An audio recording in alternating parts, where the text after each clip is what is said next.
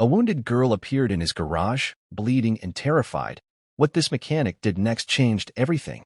The wrench slipped from Jesse's grease-slick hand and clattered onto the concrete.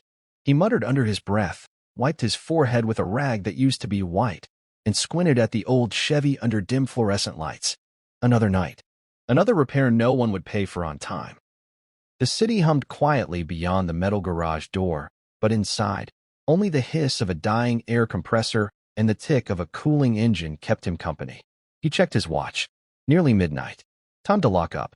He flipped the switch on the wall. Half the lights died, the other half flickered. Jesse bent down to pack his tools, when a voice floated out from the dark. Help, he froze. The whisper was faint, like a breeze, but it wasn't his imagination. He turned slowly, eyes scanning the shadows. Nothing moved, but something was off.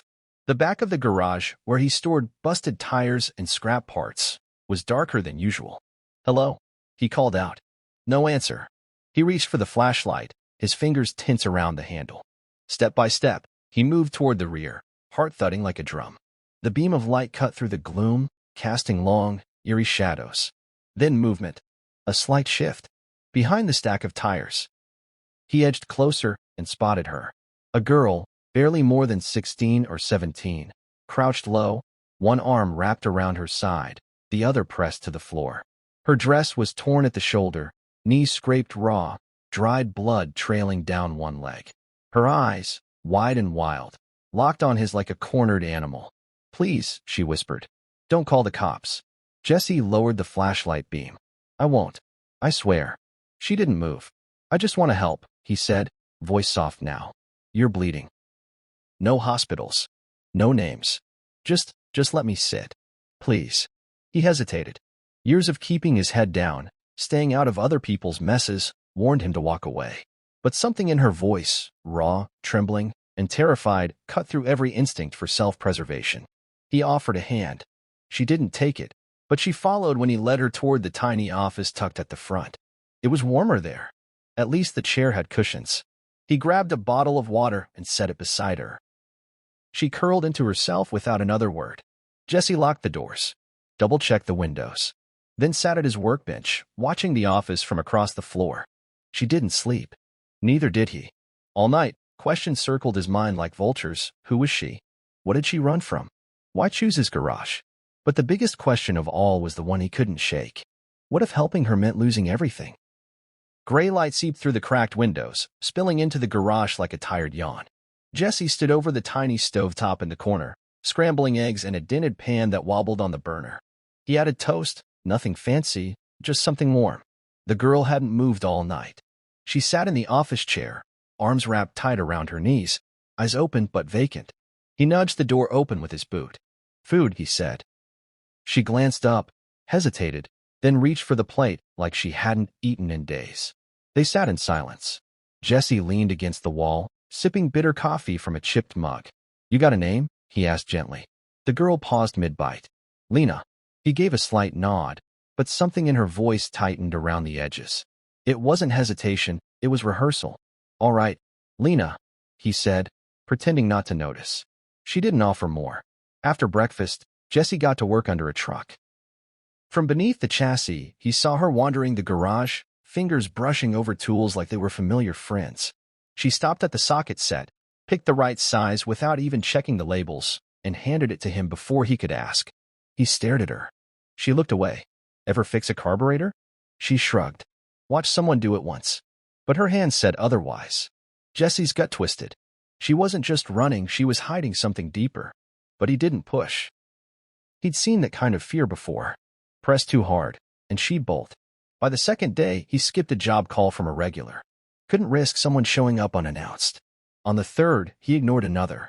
He told himself it was just until she healed, just until she was steady enough to walk away. But with each day she stayed, the weight of her presence grew heavier. She asked about engines, how spark plugs worked, the difference between wrenches. But her questions weren't those of a curious teen. They were too precise, too knowing. You're not from around here, are you? He said one evening. No, she answered too quickly, then busied herself wiping grease from her hands. He studied her silently. She was cautious, calculating. But she laughed once, softly, when he dropped a wrench and swore at it like it was alive. That laugh settled something uneasy between them. Later that night, she helped him replace a radiator hose, not missing a single step. He didn't ask who taught her, didn't ask what she was running from. But in his chest, a slow realization crept in. She hadn't just lied about her name. And for reasons he didn't yet understand, he wasn't ready to let her go. The rain came without warning, hard, relentless, drumming against the tin roof like 1,000 hammers. Inside, the power blinked once, then vanished. Darkness swallowed the garage, save for the faint flicker of a kerosene lamp Jessie kept for emergencies.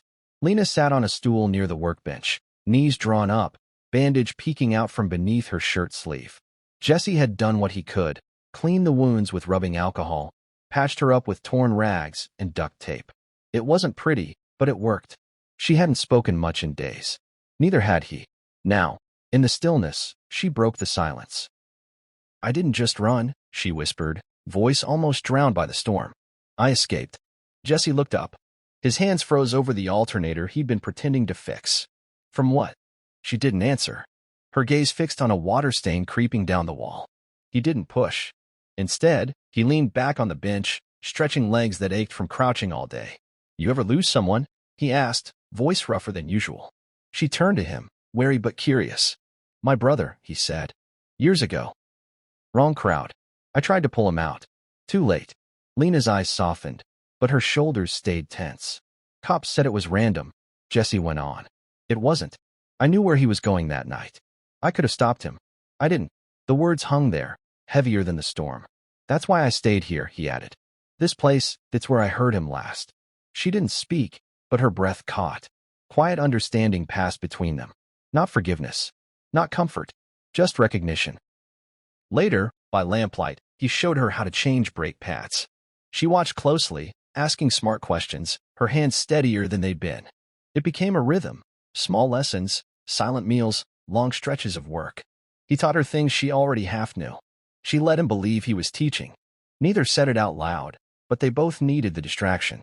Still, Lena flinched at every distant siren, every car door slamming outside. Her eyes tracked shadows in the corner of the garage. Some nights, she barely slept. Jessie started keeping a crowbar near his cot. One evening, as she sorted bolts by size, a gust of wind rattled the back door. Lena jumped to her feet, eyes wide, breathing sharp. "Relax," Jessie said, though he reached for the crowbar himself. She tried to smile. Failed. Something was coming. Jessie didn't know when or how, but he felt it in his bones. And as much as she wanted to disappear, she wasn't the only one haunted by the past. The difference was, Jessie had stopped running. She hadn't. Not yet. The stranger came mid-afternoon, just as Jessie was tightening bolts on a suspension joint. The man stepped out of a sleek black sedan that didn't belong on this side of town. Polished shoes crunched against the gravel as he approached, too clean for the grease-stained world Jessie lived in. Afternoon, the man greeted with a practiced smile. "Nice place." Jessie wiped his hands on a rag and eyed him warily. "Can I help you?" The stranger pulled a badge from his coat. It looked official, sort of. Too shiny. Too fast. No agency name. Just a symbol. "We're looking for someone. A runaway girl. Mid-teens. Might be injured." Jessie's heart kicked once, but his face stayed flat. "Can't say I've seen anyone like that."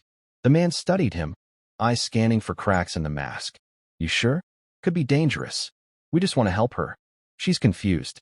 Might be hiding in places like this." "I don't keep guests," Jessie said. A pause. Then the smile returned. "If you do hear anything, let us know." He handed Jessie a card with no phone number, just a name, Marrow. The stranger turned and left, the sedan disappearing faster than it came. Jessie didn't move for a long time. That night, Lena sat on the office floor, arms around her knees, staring into nothing. "He was here, wasn't he?" she asked without looking up. Jessie nodded once. Her shoulders tightened. "I need to go." "You're not going anywhere," he said. She shook her head. "You don't get it. That man works for him. If they find me, it's over." "Who is him?" She hesitated. Then, "A man named Dorian Cray. Mansion outside Fairview. Girls like me. We were taken there. Told we were special. Groomed. They said we'd be stars, models, influencers, lies. Locked rooms. Cameras. Owners." The air thickened. Jessie leaned against the doorframe, fighting the rage building in his chest. I escaped during a fire drill. Slipped into a catering truck. I've been hiding since. I should call the cops. No, her voice cracked. You don't know who he owns. Cops, judges, newspapers, he has them all. Silence stretched between them, broken only by the hum of the vending machine in the corner. Jesse stood. Then we make it harder for them. He pulled down dusty boxes, yanked out wires and cameras from years ago. By midnight, motion sensors blinked to life around the garage. He shifted his cot to the front, crowbar resting beside it. A padlock clicked into place on the door. Lena lay curled in the office, eyes wide open. Jesse stared at the door for hours. This wasn't about giving shelter anymore. This was war. The garage was quiet, too quiet. Jesse lay on his cot, one eye open, hand resting on the crowbar beside him. The cameras blinked steadily, their glow the only movement in the dark. Then came the sound. A soft click. The side door. He was up in a flash. A second later, the glass shattered. Two figures burst in, masked, fast, purposeful. One headed straight for the office. The other spotted Jesse and lunged. Metal met skin. Jesse swung hard, the wrench cracking against his shoulder. The attacker stumbled but didn't fall. The second man pulled Lena by the arm from the office, but she slipped free, grabbed the nearest oil can, and hurled it. Engine grease exploded across the floor. The man chasing Jesse slipped hard, smacking the concrete. The other stumbled, wiping at his visor. Jesse didn't wait. He struck again, teeth clenched, body trembling with adrenaline. A shout, a curse, a retreat. They fled into the night, vanishing as fast as they came. Jesse stood over the mess, chest heaving. Lena was shaking but still upright. They didn't speak. Not yet. He spotted something on the floor, black plastic, buzzing faintly. A burner phone. He picked it up. No lock. Messages were open. Photos. Lena's face. Time-stamped coordinates. Updates. She was being tracked. Jesse stared at the phone, blood roaring in his ears. There was no more waiting, no more hiding. He looked at her. Her lip trembled, but she didn't cry. Get your stuff, he said. I don't have any stuff. Then let's go. Within minutes, they were in his rusted pickup, headlights cutting through the dark as the city disappeared behind them. Jesse didn't have a destination, just direction. South. Lena curled in the passenger seat, blanket over her knees, grease still smudging her cheek. She didn't speak, but she didn't flinch when he reached across to close the drafty window either. Outside, the highway stretched into silence, the stars sharp overhead. Inside, Jesse gripped the wheel tighter than necessary. He glanced at her. For the first time since she arrived, her head rested without tension against the window. Trust, not spoken, not asked for, had settled between them. He'd never planned on saving anyone. But somewhere between the first lie and that wrench swing, he'd stopped being just a stranger with a garage. Now, he was the last person standing between her and whatever was still coming. And that meant one thing, he wasn't turning back. The town was nothing more than a dot off the highway, one diner, one gas station, and more silence than Jesse knew what to do with. He parked the truck behind a weathered red barn on the edge of a wide cornfield. The owner, an old friend named Cal, didn't ask questions. He never had. Lena, no. Elena now, sat on a pile of hay, arms wrapped around her knees, eyes finally still. The barn smelled like dust and rust, but it was safe, and for once, that was enough. Jesse paced outside, boots grinding gravel, brain racing in 100 directions. How had it come to this? He'd gone from tuning engines to outrunning trained hunters in the span of a week. And now he was hiding the daughter of a billionaire. She found him sitting on the barn's threshold, staring out at the horizon. I need to tell you something, she said quietly. He looked up. My name isn't Lena. It's Elena Castile. The name landed like a brick. She continued, her voice flat, practiced. My father owns Castile Global. You've seen the ads: clean energy, smart cities, donations to children's hospitals. All of it's a front. Behind the scenes? Bribes, trafficking, blackmail. I found out by accident emails on a hidden drive. When I confronted him, he laughed. Said the world doesn't care where power comes from, only how much it shines.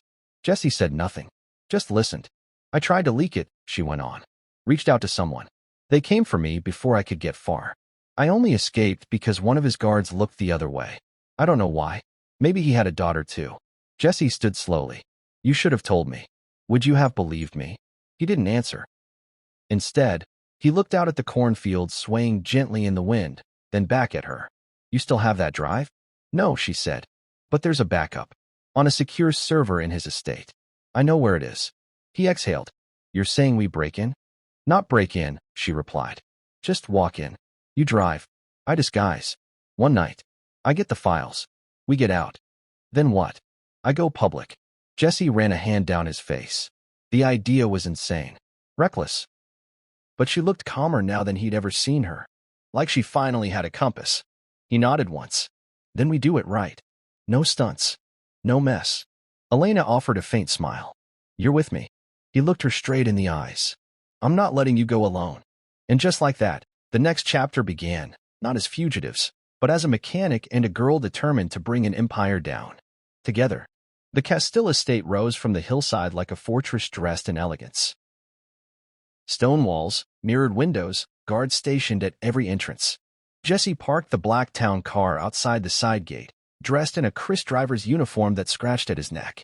Elena, now a poised young woman in oversized sunglasses and a sleek ponytail, sat in the back, silent but steady.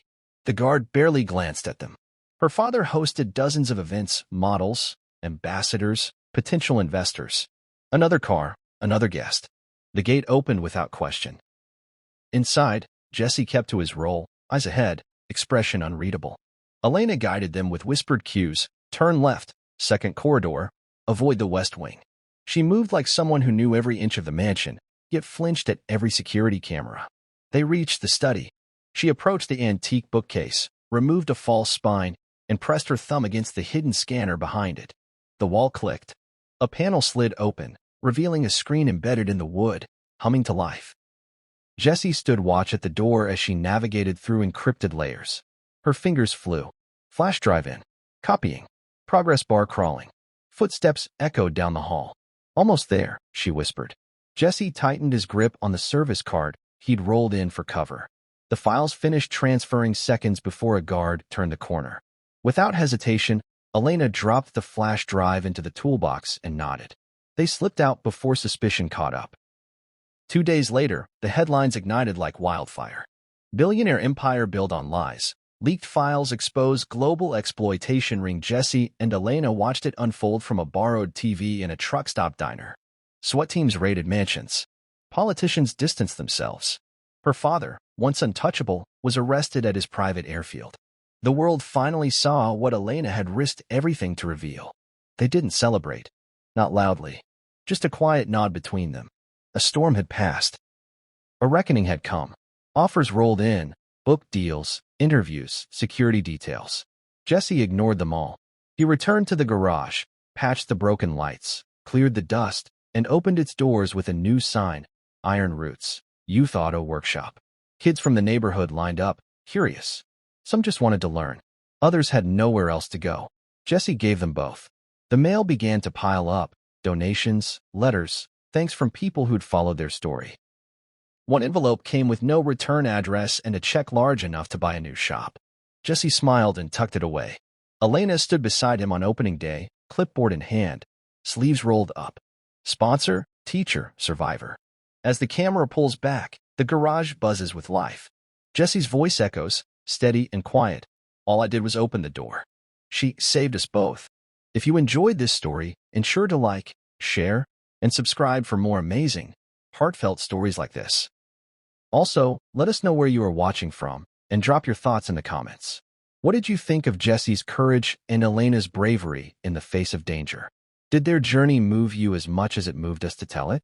From that first whisper in the garage to the final reckoning, every moment mattered. We'd love to hear your favorite scene and what you would have done in Jesse's shoes. Don't forget, your voice is part of this story too.